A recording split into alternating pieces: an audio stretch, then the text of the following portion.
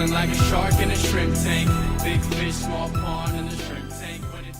Hey everybody, and welcome to the post-show wrap-up video here on the Central Pennsylvania Shrimp Tank.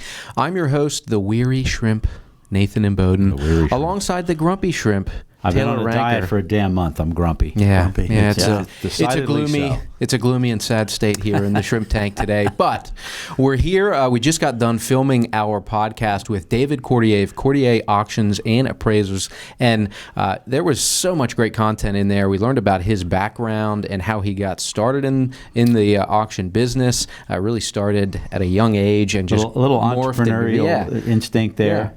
Yeah. We taking furniture and cleaning up and found out about the breadth of what they can do, and I would say maybe dispelled some of the myths around what auctioneers and auction houses can do for people. But most importantly, we found the most expensive item they've ever auctioned off. So if you want to hear all of that, go to our website at www.shrimptankpodcast.com/CentralPA and subscribe to our channel so you can catch his episode along with all the other amazing entrepreneurs we get to interview. So first and foremost, David, why don't you introduce yourself and just give a little bit of a background and I would say the scope of the work that Cordier Auctions is able to provide. Sure. I'm David Cordier. Cordier Auctions. We're based in Harrisburg.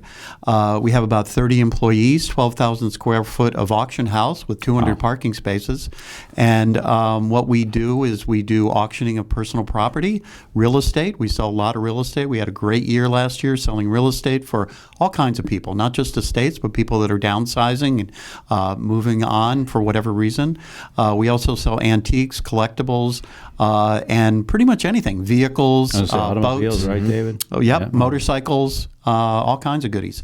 So tractors? Tractors, yes. Yeah. That's a good one for this area. Yeah. Well, we are in central Pennsylvania, exactly. right, David? Yeah. Although, yes, we are in central Pennsylvania. I almost forgot. So that's what we do. We have our employees include professional level folks that are appraisers, licensed auctioneers. We have a lot of folks that also help move things around because in our business, moving things around is a big part of the business. Some will say that we handle things up to 5 or 6 times before they're actually sold, from picking them up, cleaning them up, photographing, et cetera, et cetera. Wow, I didn't realize that. Yeah. Yep, it's a labor-intensive process. So that's a little bit about our company, and we sell toys and trains. We sell firearms and militaria, and coins, jewelry, also. So we have a large broad spectrum of items we sell, and we also have a lot of specialists that work with us to help catalog and categorize and authenticate and do all the work that needs to be done to appropriately and professionally present material to the public so that they can be interested and bid on them. Well, that's a lot of stuff. Before you ask that, would you sell a grumpy shrimp if it came up on the market? We stay away from seafood. Okay. Because you never know what condition it might be in. By the third time I'm photographed, I might go south. A lot of people get shell-shocked. When they... I will tell you an interesting thing, though, that we do sell, which is uncommon, and most people don't realize this, but we can sell alcohol. Okay, there's one exception in the state licensing about selling alcohol, and if it's from an estate and it has not been opened, it can be sold at auction. Interesting. So interestingly enough, about 4 or 5 years ago, we got involved with an estate in this area, and the gentleman had been a contractor and had a large amount of sealed alcohol in his basement that he would give as gifts every year, and we sold his alcohol collection for $10,000. Wow, that's a lot of booze. That is. Okay. So personally, I'm not a drinker, but that's why I'm the grumpy shrimp, by the way. I have a lot of sealed alcohol in my basement. That's true. Yeah. So that, a little interesting little bit of trivia there. I think it's a good moment to have David talk about this a little bit. Yeah. That I was unaware I think it's 2 days a week, David, where you do a complimentary appraisal service. Can we you talk do. about that? Yep, it's 2 days a month, actually. 2 days a month. Okay. Yeah, 2 days we a do month. have other work to do. Gotcha. You know how it is with 8 the hours a complimentary day. stuff, right? Complimentary. So, yes, we have what we call Open Appraisal Day. It's 2 days a month. It's the first and third Wednesday from noon to 6 p.m. You can call and make an appointment, or you can just show up. If you show up, you might wait a while, but if you make an appointment, usually you can be seen pretty quickly. We have 3 or 4 different appraisers there that will sit down with you, look at whatever objects you bring in and give you an opinion as to their value, maybe a quick little research, and no obligation, no fee.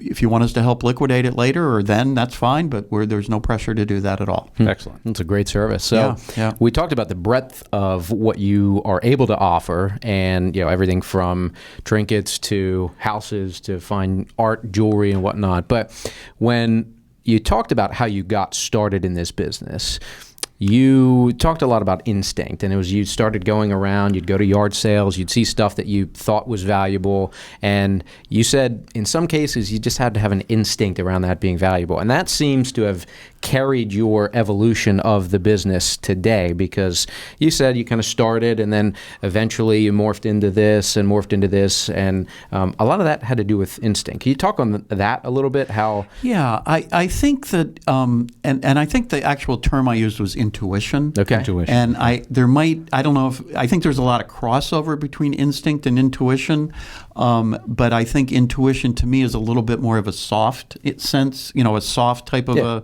process, if you will. And I think sometimes, in our business and people that are into antiques, it's like you sometimes want the object or the opportunity, maybe, because an opportunity maybe is not an object, but you need to let it speak to you to a degree. And I think, for the most part, when you're in business, there is of course, the opportunity, what is luck? And it's when opportunity, it meets preparation. Yep. Mm-hmm. I'm sure you've heard that before. Mm-hmm. And so that, I think, but with intuition, it's connecting with, an object and saying, what is that? And boy, I haven't seen one of those before, and it looks interesting. It's kind of got to be something, and so, trusting yourself, trusting your instincts, trusting your intuition, and when there's an opportunity, being ready to rise to it. In our business, a lot of people call us up, and we get a lot of calls. I mean, we get many more than we can handle, and it's kind of an embarrassment that we sometimes take quite a while to get back to people. But of course, what we do is we triage, and everybody in business does, and figure out, well, what are the good leads, what are the not so good leads, and try to do that. But we get a lot of leads, and some of the way that we interview people over the phone when they call and are interested in working with us is try to determine what their interest is. But inevitably, when we go to someone's house, the things that they contacted us about are not the things that really have value. Interesting. And are, so it's I've learned so many times. I've had people call me up, and I, for lack of a better term, kind of put them off for a while, and then I go, and it's like, my gosh, I can't believe I put these people off. Yeah. This is like the best deal I've had for months, So, by the way, when David was talking about the instinct or the intuition of coming across an opportunity or an object, I like to think that that's what Sonia, my wife, was feeling when she first met me. It's true. Okay. Got to seize the moment. Yeah. Yes. Yep. Yes. You can ask her. I tell myself that. I like to. Look at her ruminate on that one a little bit, so. Well, David, thank you so much for being on the show, and I know we also talked about, for those, and we're going to get into how people can find out about you, but you talked about integrity as it relates to being very upfront and transparent. We were talking about that before you came on the show, and you're going to do the best you can to be just real with people. This is what something's worth.